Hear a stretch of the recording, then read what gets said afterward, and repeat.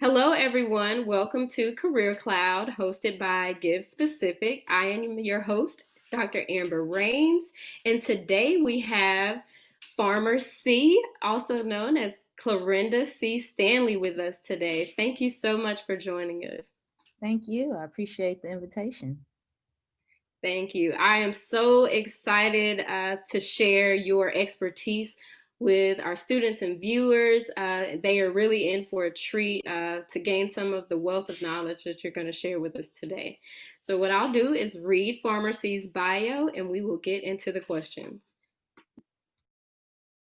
Farmer C is an award winning fundraising and marketing professional and CEO of Green Heffa Farms, a social equity boutique hemp and medicinal plant farm in Liberty, North Carolina. She has been featured in more than 200 national and international publications, including April's Oprah O magazine. Farmer C holds a bachelor's in marketing from the University of Alabama in Huntsville and a master's degree in education from Troy University. To learn more about Farmer C, please visit our website at givespecific.org. So we will just jump into these questions because we are so excited about this. Can you tell me a bit about your career path, Pharmacy, and what led you to the role you're in today as it relates to to agriculture and farming? Sure. So I don't have a straight and narrow path. Actually, my path has a lot of curves. I spent my formative years in the Black Belt of Alabama, Wilcox County, the poorest county in the state, and Alabama is not known to be a wealthy state. And by the time I left high school, I graduated at the top of my class, but I was also a mother. So I actually began college at the age of 17, and I was a parent. And I ended up dropping out of college and thinking I had a grasp on this whole adulting thing, which once I got out in the world, I was quickly humbled because adulting is a lot harder than it looks, as I discovered. I also had another child. So by the time I went back to school at 24, I had two beautiful daughters and who are doing so well and just they're awesome. I have awesome kids. So anyway, I realized that I had to get my education, but we put this responsibility on young people of asking them at the age of 17, 18, what do you want to do with the rest of your life? And it's really an unfair question because who really knows? And a lot of times we also gear them towards financial sustainability as opposed to personal fulfillment. Like what were you put here to do? What is your purpose? What fuels you? And so that can create some tension because we do want people to become productive or productive members of society. But I did go back to school. I ended up getting my bachelor's in marketing, and I did marketing for some time. I've worked for the federal government. I worked for private entities and then eventually segued into marketing and higher education. And in that role, I began to learn about the profession of development. I didn't quite understand it at first. It seemed like there were these people who met with very wealthy people and they ate a lot of lunches and they had real flexible schedules and they made considerably more than I was making. And so I'm like, what are you doing? They're like, oh, we're fundraisers. And at that time, fundraising for me, really, I associated it with events or I associated with selling something like your donuts or your Girl Scout cookies type thing.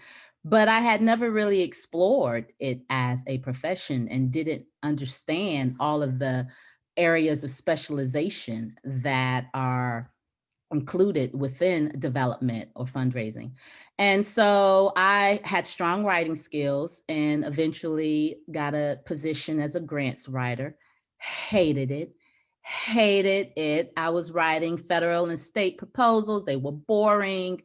I need something with some spice, some seasoning, some flavor. And I was stuck in front of a computer all day, but eventually worked my way into corporate foundation relations and higher ed. The good thing about being a fundraiser is if you're pretty good, then there is availability of jobs. So I did corporate foundations relations and ultimately moved into what's called principal gifts. And so that's what I do now with a large environmental organization. So my job in that role is to connect with extremely wealthy individuals and find projects, initiatives, efforts that the organization I work for has underway that match their philanthropic objectives. So I help very wealthy people give money away. So that's that part of me. And then in addition to that, I am also an agripreneur. I know people like to say a farmer, but in today's agricultural environment, farming is very much entrepreneurship, business, and production. There's so much more to it than putting a seed in the ground and growing a pretty plant. And so I launched Green Heffa Farms in 2018 because being a young mother and now a young grandmother, I realized that my children cannot inherit my job. And so I wanted to create a legacy that provided them, not that they ever have to go into agriculture, but that provides my grandkids with the space to figure out what it is that they want to do without the pressure of having this answer at 17, and give them the opportunity to explore a bit, because I do believe in the importance of secondary college, community college, furthering your education through traditional channels. But I also believe we need to have space and have respect for education that you gain outside of the classroom as well.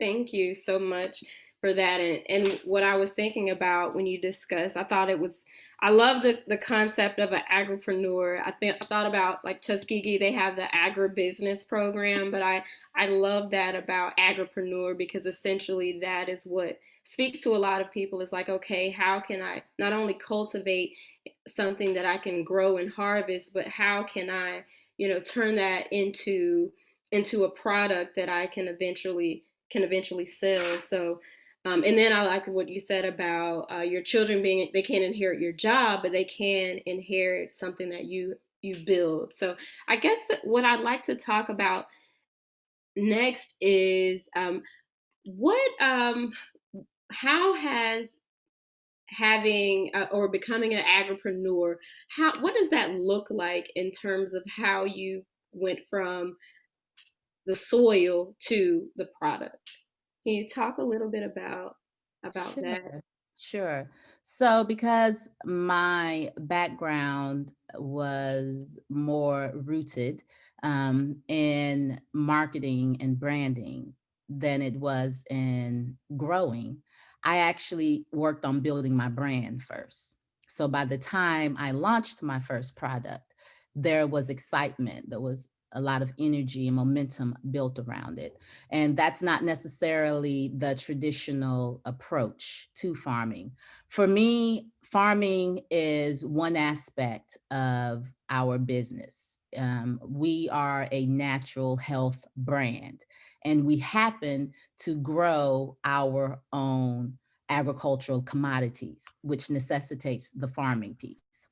And it's important to differentiate that, because a lot of times when we think of those with agrarian professions, we put them in this box, right? Farmers are, people who are missing a few teeth, and maybe they didn't graduate from any type of formalized educational program. They're rural, um, their spouses and cousins, that kind of mindset. When in reality, farming today, agriculture is quite high tech. There's a lot of technology. We have increased expectation from people to grow in a way that is responsible. So you have, your organic versus your regenerative ag people versus your sustainability people. So it's quite entailing. And for me, it was very important, being as we're a small farm. We're, less than 15 acres. And so that makes us what's called boutique. And so when you are boutique, or when your brand is based on boutique, it is more about quality than quantity. I'm not planting acres and acres and acres upon anything, right? So I needed to make sure, in order to do that, that I had a foundational level of support. So I really involved people in building the farm. I've given behind the scenes views. They saw every aspect of, being very frank and open about failed crops and showing them my field. And this is how I'm going to remedy this. And, having conversations about water management and soil health and all of these other things. And so bringing people along on the ride, so by the time I actually had success growing, there was already a ready market for me. And I think it's very important, if you're going to go into agriculture, to really understand what's your niche. Who's your customer? Are you going to be a B2C, business to consumer? You're going to be a B2B, business to business? What is your lane that you're going to be in? As opposed to, well, if we grow it, they will come. That's not necessarily the case. And that also puts you in a very financially vulnerable position. So yeah, for me, it was, I know marketing, I know branding, let me focus on that and then build my capacity. So while I was building a brand, I was attending farm school at night, and I was learning how to drive a tractor and how to switch out from the disc harrow to the bush hog, and making a lot of mistakes and giving myself grace to do that. Thank you. And I like what you said in terms of the learning. And you mentioned talking about creating your brand before you essentially started the farming while you were learning. So did, as you mentioned, with having a natural product, did hemp farming come about because you wanted to make something natural, or um, did you decide on hemp before you decided on what exactly the natural products were? Mm-hmm. So let me, I guess, clarify. So I did start the farm. The branding piece is part of starting a farm. You have to get your entire business structure in place. It's not a matter of, I'm just going to go buy a piece of land, now I have a farm. No, you got to have some paperwork to support that. The hemp piece, that was initially the focus, actually. Initially, the idea was that Green Heffa Farms would be more of a monoculture, as opposed to what it is now, which we have a lot of variety in what we're growing, because that's optimal soil health. There were a lot of reasons for the interest in hemp. One, I think cannabis is a great plant. I have no issues with cannabis. I am very much a proponent and advocate for plant medicine.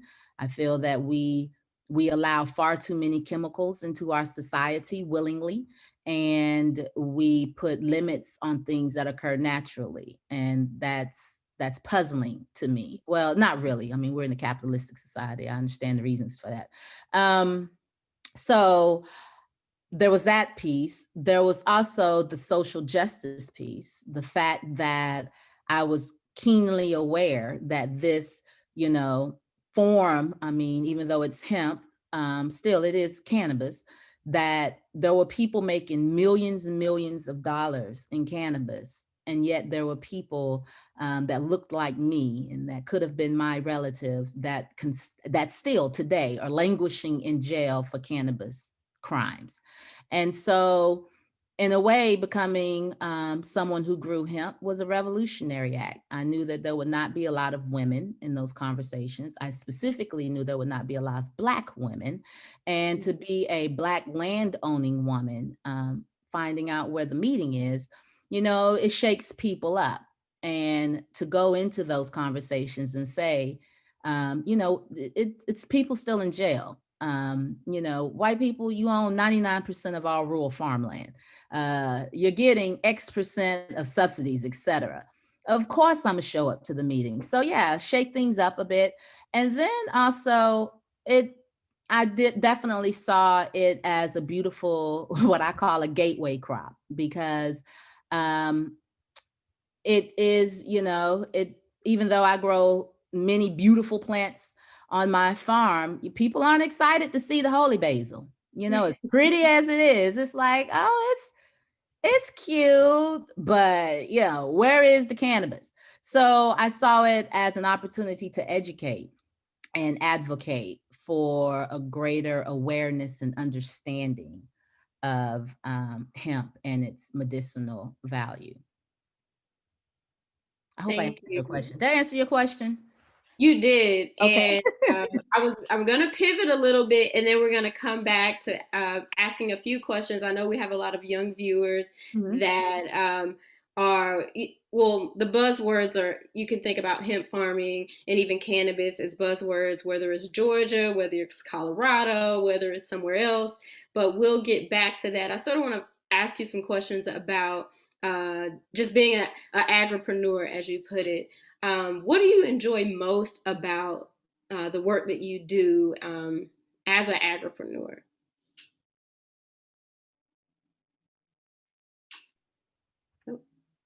There we go.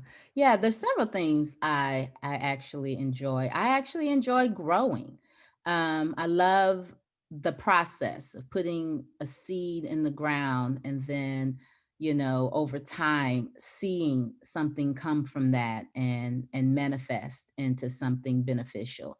So there's that piece. Is it all glamorous? No. I get bitten and stung by things, and nature has some stuff in it that I could have gone the rest of my life not knowing about and been quite okay. But that's part of it. And sometimes you're uncomfortable, you're hot, you've got to do things when you're tired. So there's that. But I do enjoy the actual cultivation piece. I love growing cannabis. It's just such a fantastic plant, and there's so many awesome cultivars out there. So learning, I really enjoy just finding out about different qualities of plants. We produce botanical teas with what we grow. So studying tea blending and the various roles that botanicals play in that. And then I like the business side. I like, you know, securing marketing deals and distribution deals and doing the labeling and the visual concept. And I manage all of our farm social media. Somehow I have 3 children that are all social media averse. I don't know how that happened, but yeah, they don't. So I manage that and just having fun. And it helps me learn about, I'm a Generation Xer and the forgotten generation. It goes from baby boomer, millennials, and we're here like, hello. Anybody remember us? We gave birth to the millennials. Yeah. And now we got Generation Zers and beyond, right? So social media definitely allows me to learn a lot about other generations and ensure that we remain intergenerationally relevant. So yeah, those are the top things I really enjoy about it. Thank you. And for the sake of time, we won't go into the specifics. And you mentioned formalizing, getting a business license. I'm sure there's also certification. So when we have our viewers, people are excited, like, oh, I want to start growing hemp. But there's a process to everything that you do, whether it's a career in ed or in agriculture. So I guess, can we talk about can you talk a little bit about what type of problems you deal with in in agriculture, or even into the formalizing of growing the hemp as well. Mhm.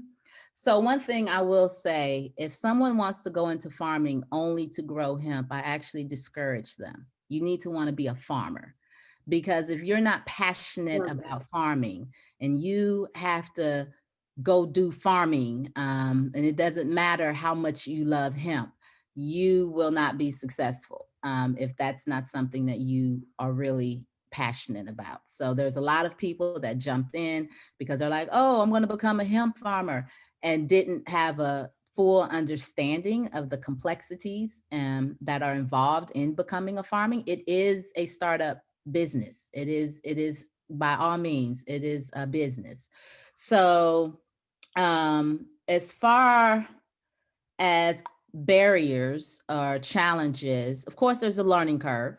Um, I, I wasn't a farmer and I wasn't a cultivator of hemp. So not only did I have to learn how to farm, but I had to learn how to grow this plant, and I had to learn how to grow all the other plants that I grow, which right now we have eight different crops, and we're going to increase that to 14 our next grow season. And so that was a challenge. And then also understanding the infrastructure that is needed to build a farm. I bought a piece of raw farmland, like, oh, it's got soil, it's got sun, it's gonna rain. I mean, what else could possibly be needed? No awareness of soil pH or pest control, or, we grow organically. So we're not using pesticides and herbicides. And so I had to learn all that. So definitely there was a lot to be learned. And then, I'm a Black woman in the South, in agriculture, in cannabis. So you're going to deal with those isms. I deal with sexism. I deal with ageism. I deal with racism. Like, those are all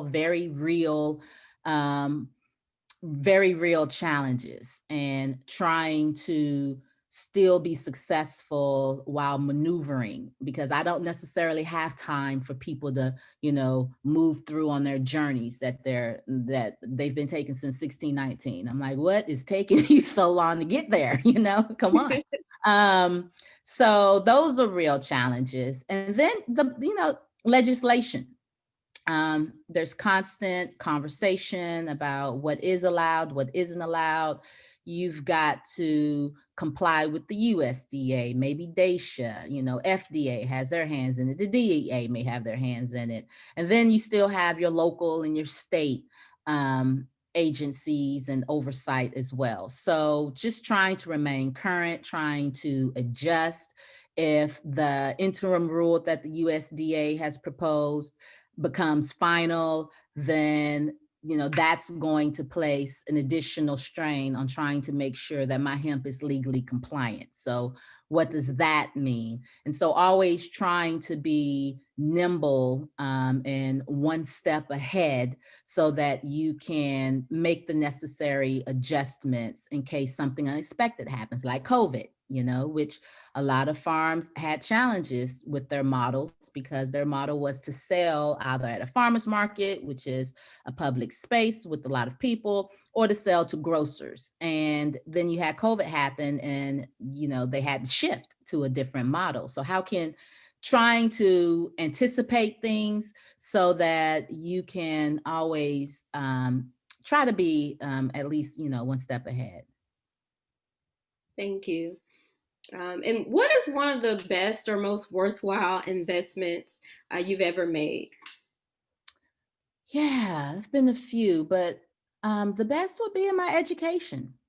I pay for what I don't know, and some of that's been formalized.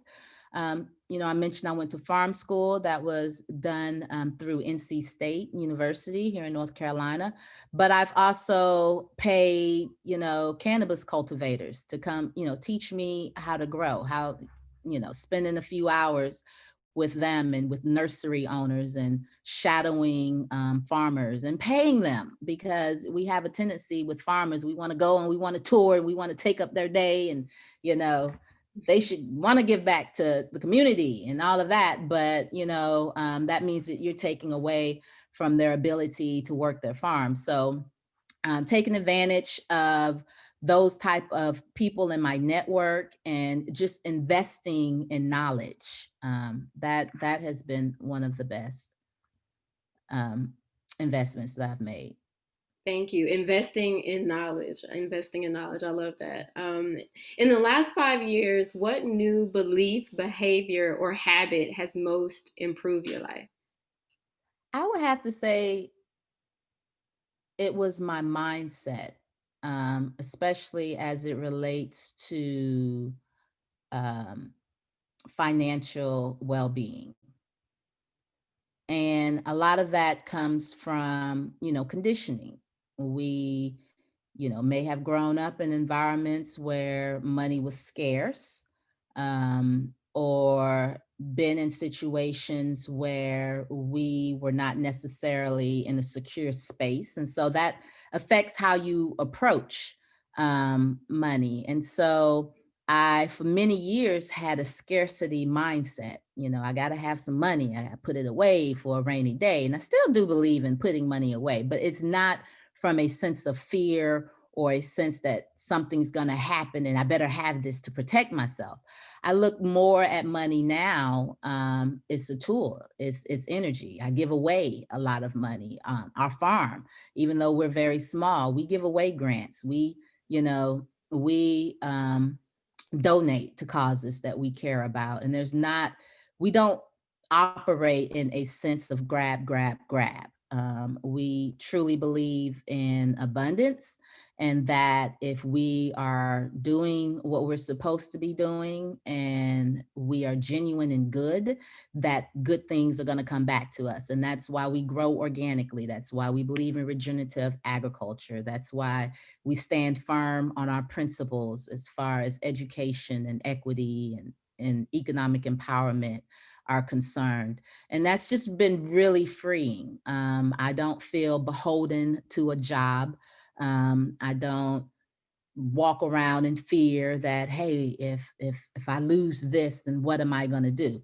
I make sure that we are responsible and that I have a sustainable existence, but I'm not stressed.